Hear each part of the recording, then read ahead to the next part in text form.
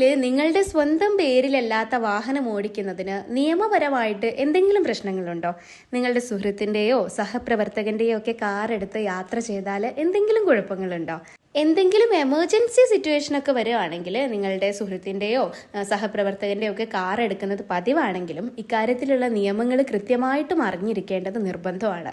സ്വന്തം പേരിലല്ലാത്ത കാർ ഓടിക്കുന്നതിന് നിയമപരമായിട്ടൊരു തടസ്സങ്ങളില്ലെങ്കിലും ശ്രദ്ധിക്കേണ്ട ചില നിയമവശങ്ങൾ കൂടിയുണ്ട്. 2021 ഫെഡറൽ ഡിക്രി നിയമം നമ്പർ 31 ആർട്ടിക്കിൾ 447 പ്രകാരം ഉടമയുടെ അനുമതിയില്ലാതെ മറ്റൊരാൾ വാഹനം ഡ്രൈവ് ചെയ്യുന്നത് കുറ്റകരമാണ്.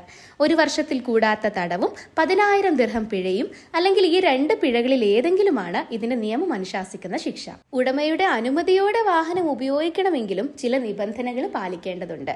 UAE അംഗീകരിക്കപ്പെട്ട ഒരു ഡ്രൈവിംഗ് ലൈസൻസ് ഉണ്ടായിരിക്കണം എന്നുള്ളതാണ് ഒരു നിബന്ധന.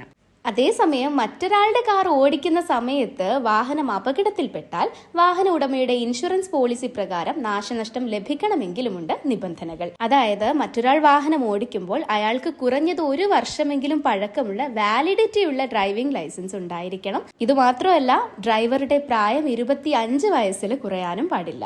ഡ്രൈവറുടെ പ്രായം 25 വയസ്സിന് താഴെയോ ഡ്രൈവിംഗ് ലൈസൻസ് 1 വർഷത്തിനിടയിൽ ലഭിച്ചതോ ആണെങ്കിൽ തുകയുടെ 10% വാഹനത്തിന്റെ ഉടമ നൽകേണ്ടിയും വരും.